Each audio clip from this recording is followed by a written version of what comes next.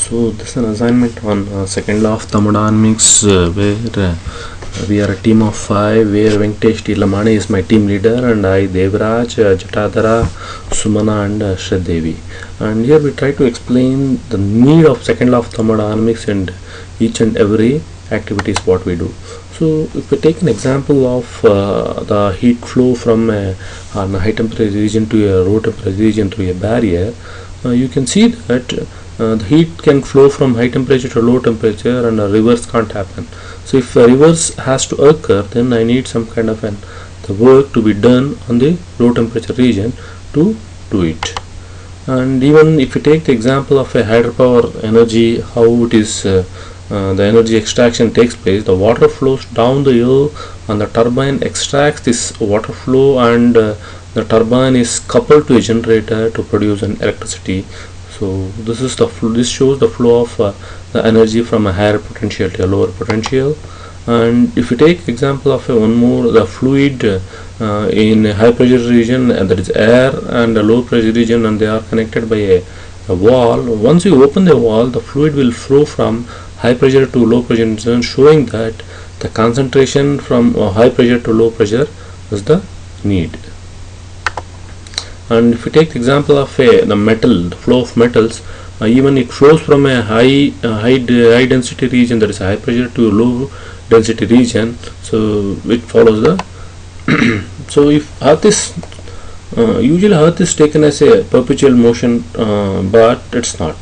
So whatever the energy we try to see on the earth is all the conversion of one form of energy to other form of energy. A simple example is solar energy, which is a low grade thermal energy. So this is the one which is converted to other forms of energy and utilized.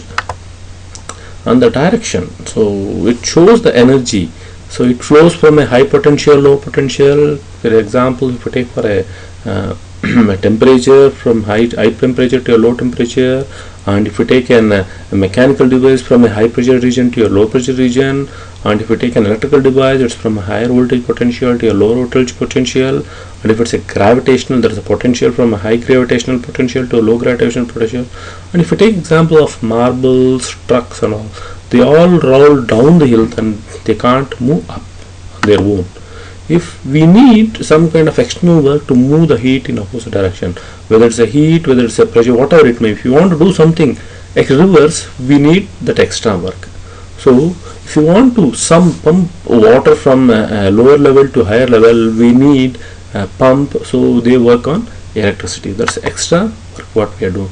So the mechanical equivalent of any kind of thermal energy what we take is like if we take a certain amount of mass and try to lift from a lower potential to higher potential, so that's the mechanical, that's the kind of work what we need to, and the weight can't move itself, we need to take it. And if you want to accelerate the car, so high the hill, so it needs to be powered by an engine. So that's the extra work we are trying to do. And if you want to keep the refrigerator cool, we need the compressor to be supplied with electric energy, and it has to run, so we can keep the region cool as possible.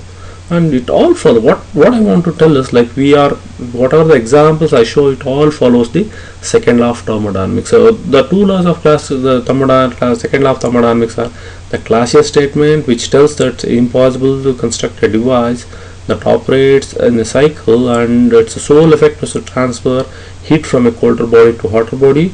And the Kelvin statement, it's impossible to construct a device that operates in a cycle, produces no effect other than production of work and transfer of heat from a single body. What I mean to tell from this both the statements is, like, we can have if you want to go against the potential of any kind of energy, let's say temperature, whatever it may be, we need that extra work to be done on the system to do it. And what comes out of a second law of thermodynamics is the entropy or a degradation of energy. So if we take the example of a mechanical system, friction is the outcome, and if we take an electrical system, it is the resistance, and the fluid system, it is the waves, turbulence, viscosity, and if we take communication, those are noise.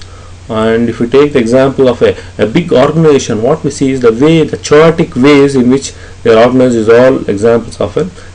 That's second law of thermodynamics. So thank you very much for listening to my lecture.